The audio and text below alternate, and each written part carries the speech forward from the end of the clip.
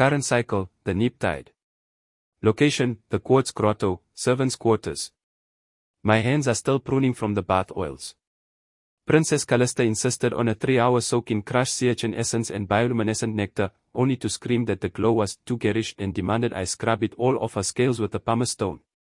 My back aches. I spent most of the morning tethering rare moon jellies to the rafters of her bedchamber because she claimed the natural phosphorescence of the coral was depressing. She has everything.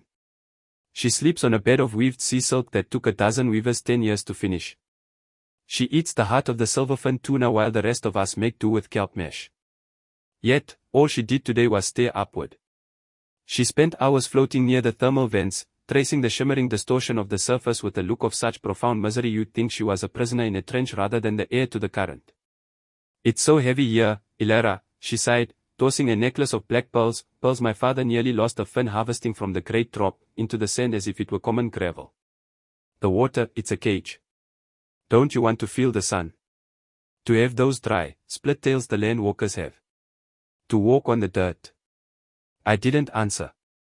I couldn't. If I told her that the dirt she craves is where predators hunt and the air burns the gills, she'd have me lashed for stifling her spirit. But as I was picking up those pearls, brushing the silt from them, I looked at her. Really looked at her. She was throwing a tantrum because her hair wouldn't stay perfectly buoyant in the cross-current. She looked small. I've been told since I was a fry that the royal line is different. That their blood runs a deeper blue, that their souls are tethered to the tides themselves. We are taught that they feel more, see more, and deserve more because they are inherently greater.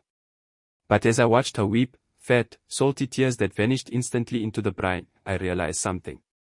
Her tears taste exactly like mine. Her anger is no more majestic than the anger of a crab in a trap. Strip away the sea silk, take the crown made of leviathan bone, and what is she? She is a girl who cannot find her own food. She is a girl who would die in a week if I didn't remind her to move when the cold currents pull in. She thinks the world above is a paradise simply because she has never been told no in the world below. Is that the only difference? That a royal is simply a normal person who has been allowed to remain a child forever. She wants to go to the surface to find freedom. I just want to go to sleep without my shoulders burning. We both want a life we don't have. The only difference is, I know how to survive the life I've been given. If she ever got her wish, if she ever reached that dry, burning world, she wouldn't be a princess anymore. She'd just be a fish out of water.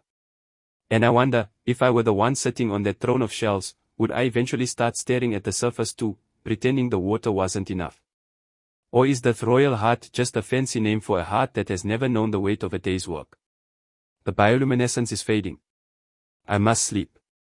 The princess wants the kelp forest thinned tomorrow morning because they rustle too loudly when she tries to nap. Gods, give me strength. Or give me legs. At this point, the land walkers can have her.